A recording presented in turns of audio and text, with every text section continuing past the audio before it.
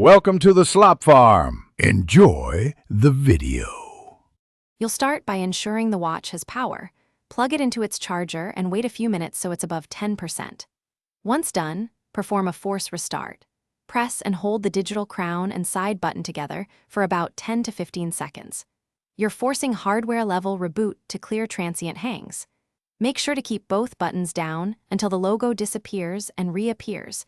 Releasing too soon can leave the device stuck in the same state. Next, move to the paired iPhone to leverage the watch app.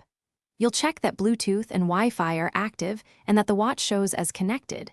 If it is, start an unpair from the watch app, which forces a backup and can clear software corruption. If the watch stays stuck, update the iPhone to the latest iOS, then try to restore the watch from backup. Updates fix compatibility bugs and can allow the watch to finish booting. Keep both devices close. Finally, if restarts and iPhone restores fail, the remaining path is a DFU-level restore performed by Apple technicians.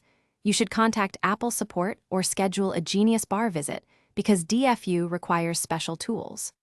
Also inspect for physical damage or a swollen battery. Those can cause persistent boot loops. Once the watch is restored, make sure to use the official charger and monitor boot behavior for a day.